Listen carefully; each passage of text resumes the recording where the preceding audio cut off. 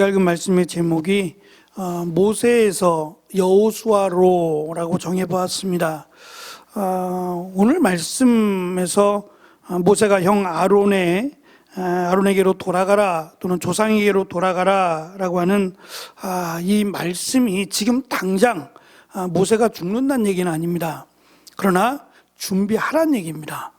그 기간은 알 수 없어요. 그리고 민수기 27장에서 이 말씀을 하시고 나중에 훨씬 더 뒤로 가서 신명기 32장에 가서야 다시금 여호수아에게 명하신 명령이 나오니까 그 기간 동안 말씀은 꽤 깁니다만 그 기간 동안 하나님이 모세를 통해서 율법을 주시고 특별히 오늘 말씀 20절에 보면 내 존귀를 그에게 돌리라고 말씀하고 있어요.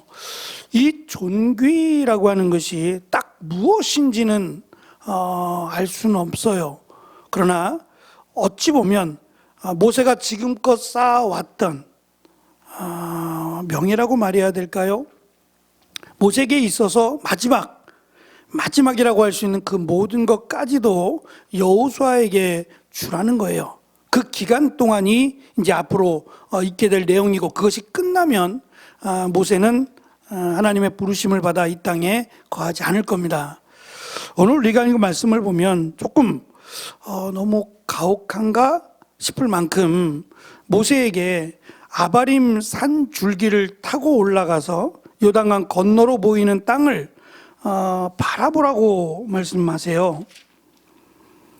모세는 사실 건강에 전혀 이상이 없었어요. 나이가 120이 다 돼가잖아요. 그럼에도 불구하고 산을 오르잖아요. 지금 오른다는 것은 평지도 아니고 산인데 그 산을 타고 올라갈 수 있다는 것도 사실 건강해야 할 수 있는 겁니다. 건강하고 또 저 멀리 바라보는 요단강 건너편 지금 사해바다를 보게 될 건데 그것까지도 정확하게 볼 수 있는 건강이 있었어요. 어찌 보면 그래도 모세에게 약속하신 그 땅을 보여주심이 마지막 아쉬움에 대한 위로가 될 수 있을까? 또는 그것을 보여주시기만 하고 사실 건너가는 것은 일도 아니잖아요.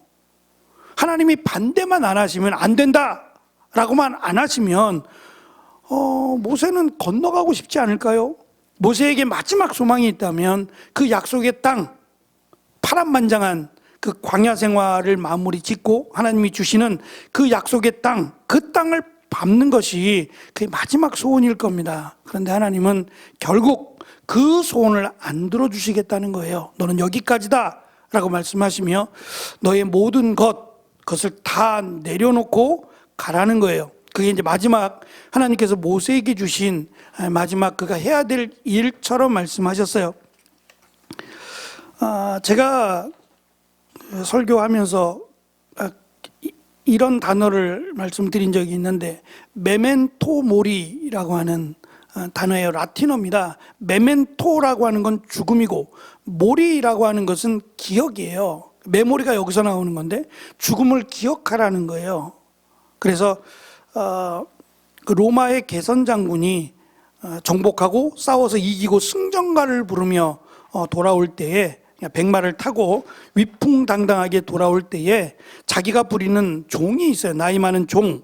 그 종에게 옆에서 그 승전한 장군 귀에다 대고 메멘토 모리 이렇게 말을 하게끔 한 거예요.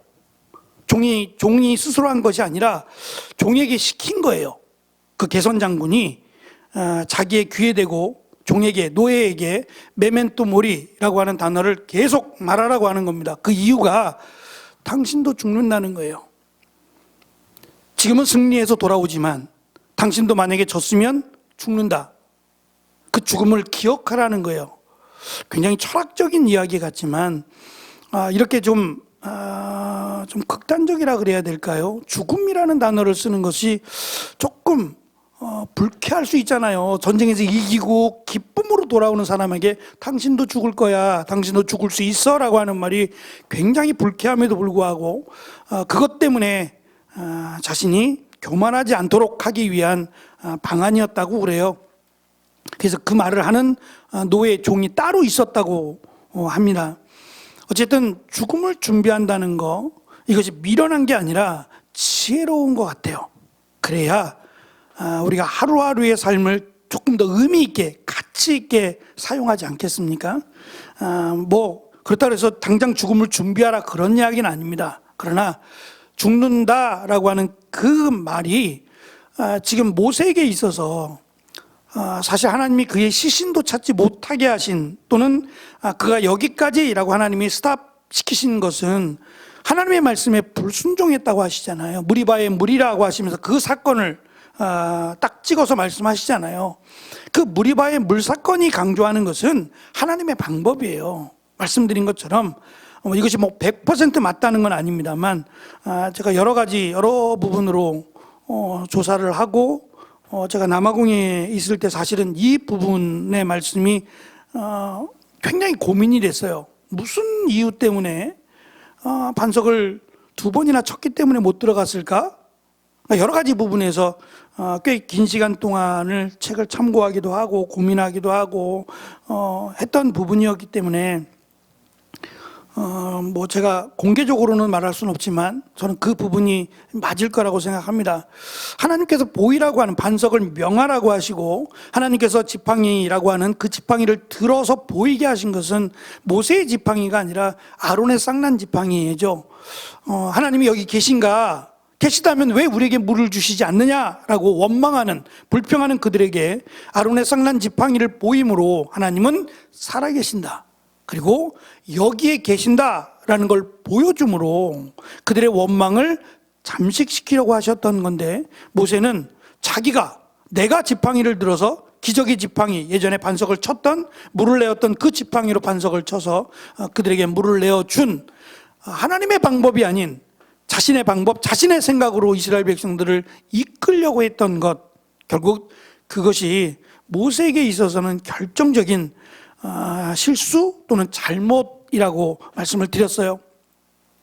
모세는 신이 아닙니다. 이스라엘 백성들이 볼 때는 정말 광야, 그리고 말을 듣지 않는, 우상에 쩌든, 그리고 그렇게 하나님께서 은혜를 베푸셨음에도 불구하고 툭하면 원망하고 불평하는, 정말 갈아치워도 섭섭하지 않을 정도의 그 이스라엘 백성들을 여기까지 데리고 온 것, 모세가 대단하죠. 그런데 그 모세가 대단한 것보다는 하나님이 대단하신 거죠. 하나님이 모세에게 그만한 능력과 은혜를 주셨기 때문에 여기까지 올 수 있었던 거예요. 잘 참아낸 것도 대단합니다. 모세도 대단하지만 실제적인 것은 하나님이 다 하신 거였어요.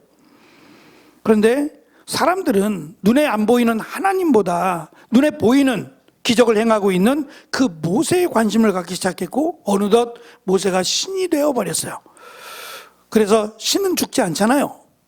모세가 지금 나이가 120이 다 됐는데 죽어도 벌써 죽었어도 되는데 안 죽잖아요. 그러니까 안 죽는다고 생각했고, 모세가 자칫 신처럼, 마치 하나님은 아니지만 하나님과 같은 그런, 신과 같은 그런 능력을 행한다면, 그런 기적과 능력을 행한다면 누구라도 그렇게 생각할 수 있겠죠.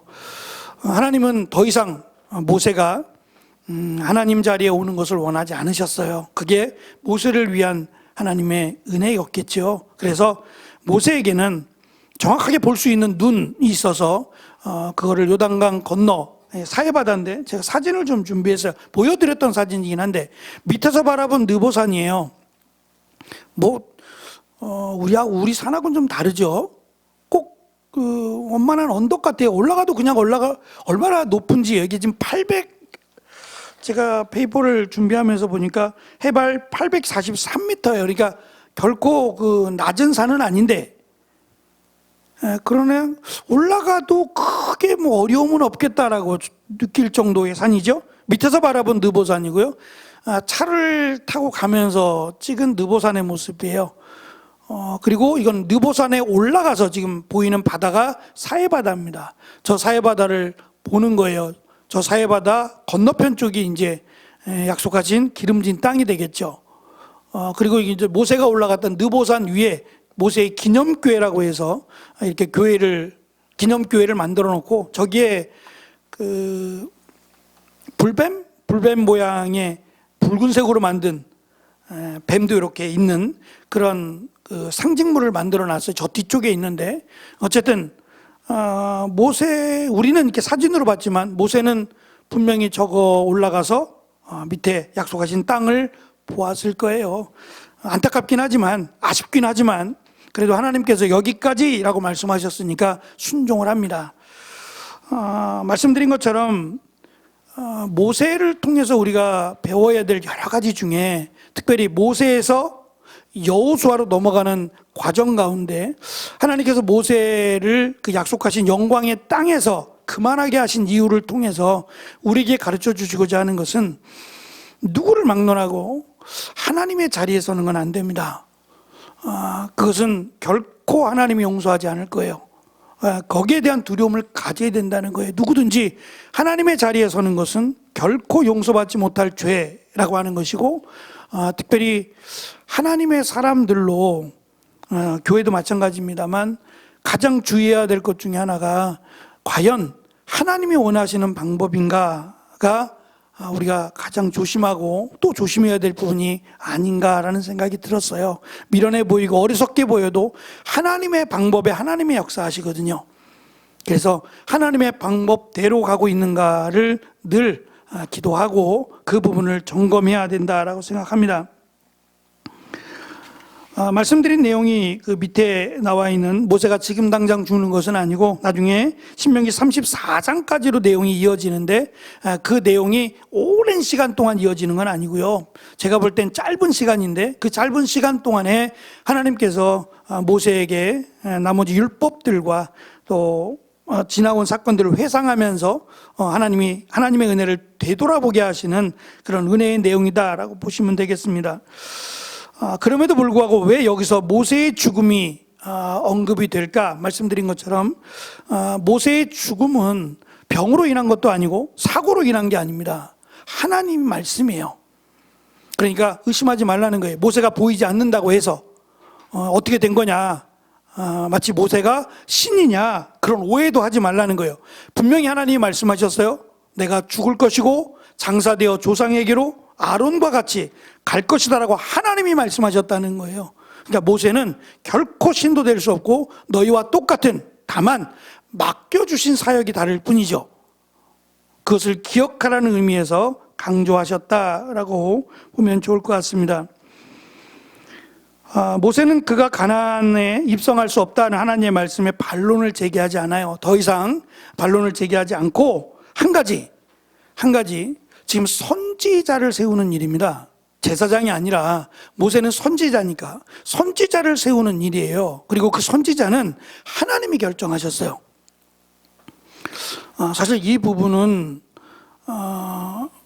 구약 시대에서 그 제사장과 선지자가 사실은 사역이 중복되는 사역들이 있어요. 제사장이 없을 때에는 선지자가 제사를 드리기도 했잖아요. 그렇다고 해서 선지자가 그냥 제사장의 역할을 다 감당했느냐, 그건 아니거든요. 제사장은 제사장의 역할을 하지만 제사장이 없을 때 선지자가 제사장을 대신하여 하나님 앞에 제물을 드리거나 제사를 드리기도 했다. 이렇게 중복되는 사역들이 있어요. 왕도 마찬가지고요. 다윗도 그랬으니까. 기름 부음을 받은 자들은 이런 공통적인 공통점들이 있다. 공통된 사역들이 있다. 하지만 제사장은 혈통을 따라서 자식이 그 유업을 물려받게 되어 있는 반면 선지자는 오롯이 하나님이 결정하셨어요. 그래서 지금 모세가 하나님께서 세워달라고, 이들 가운데 하나님께서 세워달라고 지금 하나님께 요청을 합니다.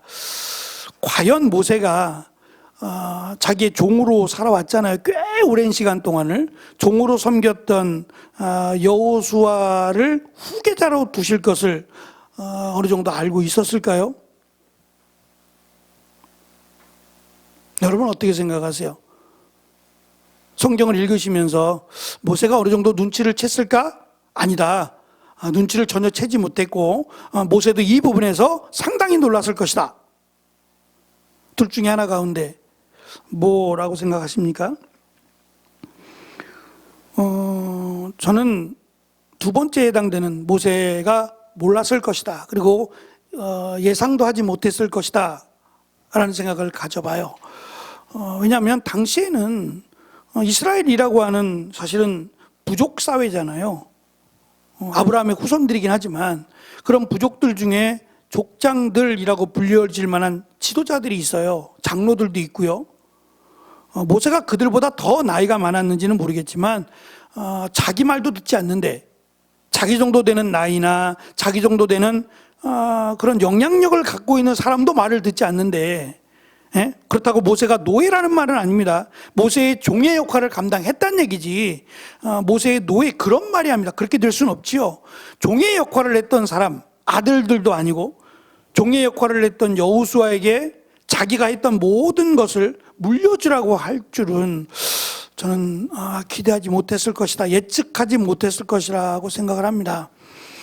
그러니까 저는 이 부분에서 후임에 대한 문제, 한국교회의 큰 숙제 가운데 하나인데, 이 후임에 관한 문제가 마치 선지자를 결정하는 것처럼 하나님이 결정하신다. 선지자는 하나님이 결정하셨으니까. 근데 목회자는 선지자라고 말할 수는 없잖아요. 선지자적인 말씀을 전하는 역할은 하긴 하지만 온전히 선지자라고 구약적인 그 사역이라고 말할 수 없잖아요. 그렇다 그래서 제사장적인 그런 사역으로 뭐 아버지를 이어서 아들이 물려받고 또 그것도 아니잖아요. 그래서 저는 이 부분에서 우리가 할 수 있는 일은 하나님께서 결정하시는 대로 따라가기를 기도하는 일이라고 생각해요. 그리고 우리가 무언가 준비할 수 있는 일이 있거든 시간을 좀 두고, 급하게 하지 말고 시간을 좀 두고 천천히 좀 기도하면서 결정했으면 좋겠다라고 하는 생각이 들어요. 사실은 한국교회가 이 부분 때문에 여러 가지 많은 진통을 겪었어요. 예를 들면 어느 목사님은 자기는 그 몇 년, 뭐 5년이면 5년, 뭐 3년이면 3년에 한 번씩 공동의회를 해서 성도들의 재신임을 묻겠다고 하셨어요. 그래서 공동의회의 과반수 이상인가요? 3분의 2인가요? 3분의 2인가요? 과반수인가요? 잘 모르겠는데 하여튼 그 숫자가 안 나오면 이분은 사임해요. 공동의회에서 재신임에서 안 되면 사임하셔야 돼요. 그러니까 본인도 그걸 생각하고 사역을 잘 하겠다는 거고요. 근데 사실은 이것 때문에 이렇게 뭐 누가 시킨 건 아닙니다. 이렇게 해야 된다는 것도 아닌데 이렇게 해가지고 교회를 사임하신 분들이 꽤 많아요. 꽤 많습니다. 사람이 어떤 분은 저 목사님 마음에 드는데 어떤 분은 또 마음에 안 들 수도 있잖아요. 그러지 않을까요? 100% 마음에 드는 사람이 있을까요? 아마 세상에 존재하지 않을 거예요. 그러니까 그런 부분도 숙제였고 또 그냥 마냥 내 방식대로 내 마음대로 그런 분도 있고요.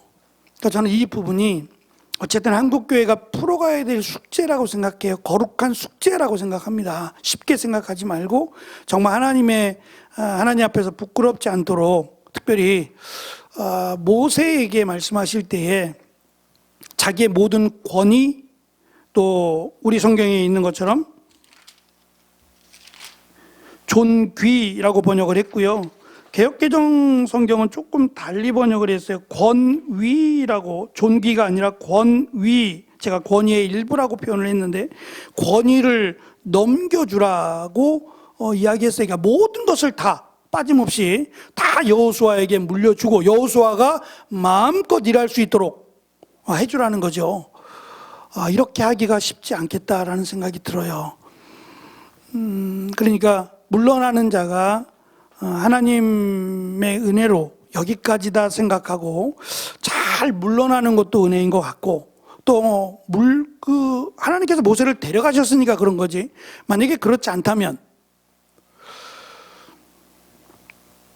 사실 원로 목사님 교회 이제 은퇴하신 원로 목사님과 새로 오신 담임 목사님과 관계가 참 좋으면 저는 좋을 것 같아요. 나빠야 될 이유도 사실 없고요. 근데 굳이 이제 새로 오신 분이 앞에 있던 목사님이 하셨던 모든 것들을 막 흔적 지우기 하듯이 막 그냥 전에 설교하셨던 영상도 막 다 지워버리고 막 그 여러 가지 막 강대상도 다 바꿔버리고, 아니, 그런 부분 그렇게까지 할 필요가 있을까 생각이 들어요. 그게 뭐가 그렇게 중요한데 그렇게 할 필요가 있을까? 같이 하면 더 좋지 않을까? 물론 맡기는 거지만 해왔던 시간들이 있잖아요. 그러면 서로 관계가 좋으면 도와주고 서로 이렇게 한 번씩 이렇게 오셔서 저는 굉장히 좋다고 생각하거든요. 왜냐하면 나도 언젠가는 메멘토 모리처럼 은퇴할 거 아니겠어요? 나도 은퇴할 건데 마치 내 것인 양 붙들고 있는 건 지혜롭지 못하다라는 생각이 들어요. 그래서 제가 이제 기존에 우리가 살고 있는 이 현대의 목회자에 대해서 잠깐 좀 말씀을 드리지만, 모세가 전혀 예상치 못한, 설마 생각지도 못한 여호수아에게 하나님이 뒤를 잇게 하시고, 또 모세는 자기의 모든 권위를 다 여호수아에게 넘겨주고, 그리고 하나님이 그를 데려가시는 모습 속에서 시사하는 바가 많다고 생각해요. 좀 잘 정리해서 하나님 보시기에 아름다운 그런 목회자가 됐으면 좋겠다라는 생각도 가져보았습니다. 이 페이지에 보시면 하나님께서 여호수아를 데려다가 지도자로 세우라고 하신 뒤에 그 다음의 내용에 보시면 여호수아에 대한 말씀이에요. 그를 뭐라고 말씀하시냐면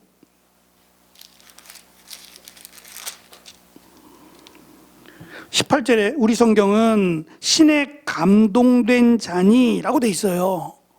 그리고 개역개정 성경은 영이 함께하는 사람으로 번역을 했어요. 저는 사실 이 부분보다는 다윗에게 말씀하실 때 하나님이 그의 마음에, 다윗이라고 하는 그 다윗, 목동 다윗인데 그 다윗의 마음에 하나님이 계셨어요. 그러니까 그의 삶은 하나님이 중심이 된 삶이에요. 저는 그 부분을 이야기한 것 같아요. 근데 사실 이게 쉽지 않은 게 여호수아의 시선에서 모세가 대단하긴 합니다만 모세가 하나님을 섬기는 것을 어떻게 생각하세요? 정말 내가 본받아야 될 만큼 모세가 하나님에 대한 그 믿음이 본받을 만하다고 생각하세요? 그런 부분이 없지 않아 있습니다만 그렇지 않은 부분도 있어요. 지금 모세가 그만두게 된 것도 사실은 하나님의 일방적인 그 명령이 아니라 모세의 잘못, 큰 실수를 한 겁니다. 하나님의 명령을 거역한 거예요. 전혀 믿음이 없는 행동을 한 거거든요. 그것 때문에 모세는 약속의 땅에 못 들어가는 거예요. 그럼에도 불구하고 여호수아가 그를 섬기면서 그의 마음에, 그의 중심에 하나님이 계신다? 저는 이거 참 쉽지 않다고 생각해요.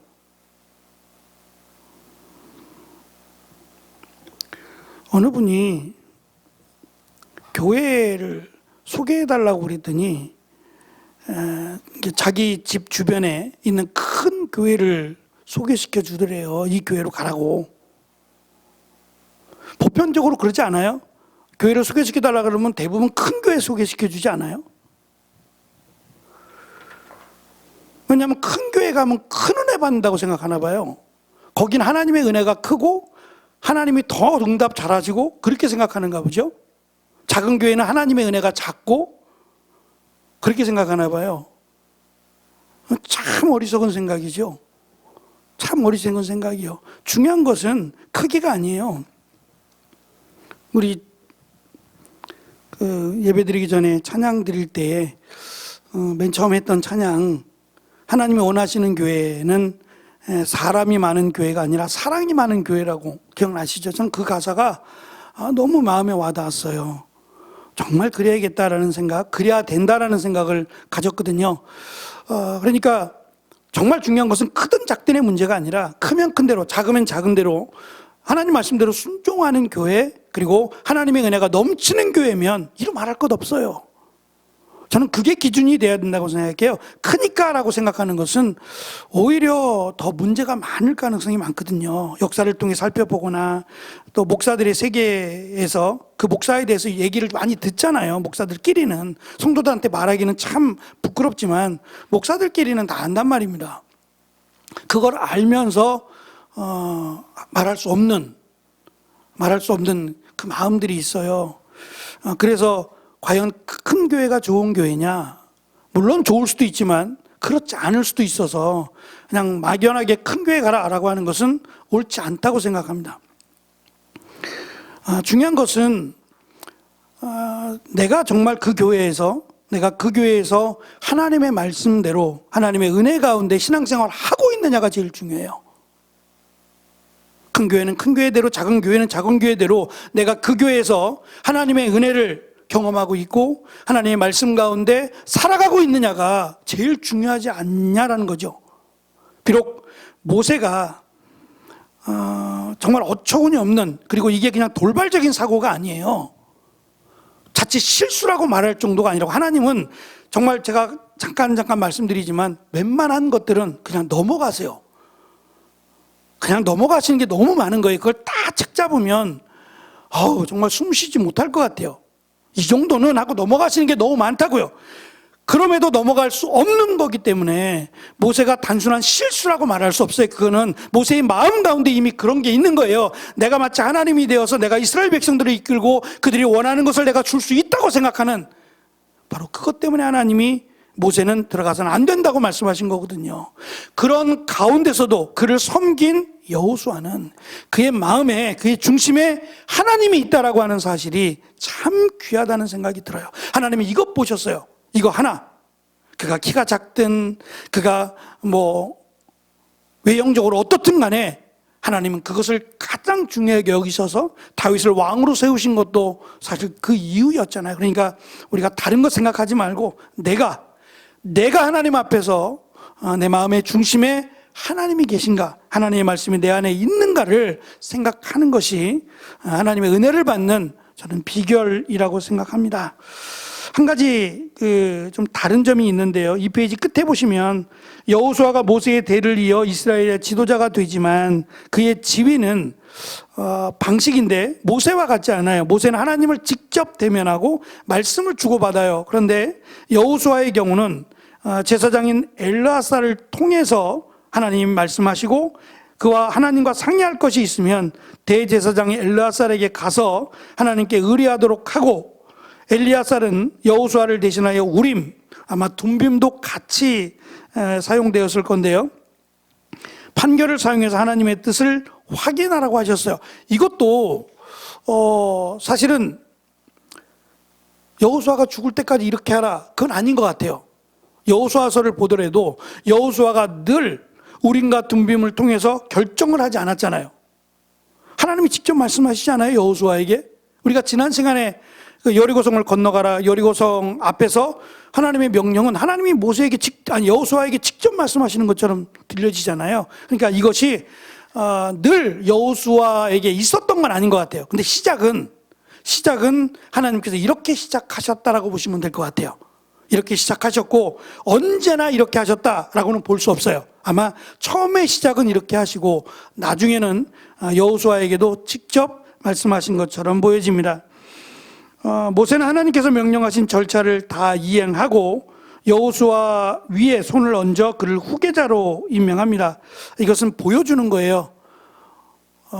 모세가 자신의 후계자를 인정하고 그에게 안수할 때에 많은 이스라엘 백성들이 볼 거 아니겠어요.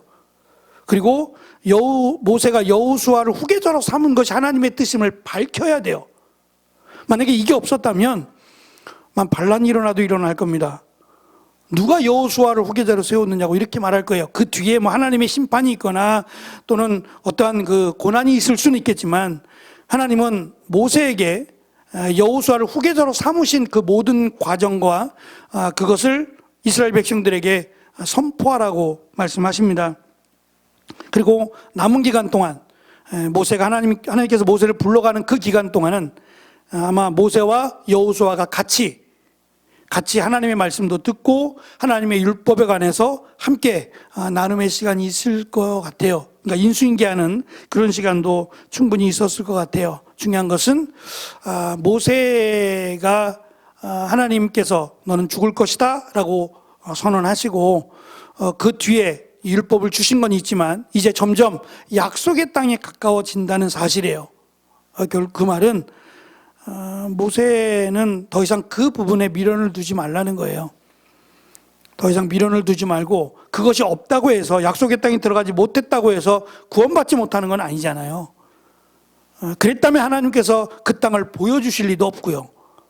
다만 모세에게도 그리고 이스라엘 백성들에게도 하나님께서 들어가지 못하게 해야 모세가 우상이 되는 일이 없기 때문에 하나님이 단호하게 이렇게 모세를 들어가지 못하게 하셨다라고 보는 것이 저는 더 좋을 것 같습니다. 어쨌든 모세는 자신의 마지막 사명이 예상치 못했겠지만 여호수아에게 자신의 모든 것을 위임하는 일을 감당하게 하셨다. 그것을 마지막으로 하나님이 율법과 함께 모세를 데려가신다라고 이해하면 좋을 것 같습니다. 이 아름다운 모습이 우리 교회 안에도 가득하기를, 부족한 저에게도 잘 숙지가 되는 귀한 은혜가 되었으면 좋겠습니다. 기도하겠습니다.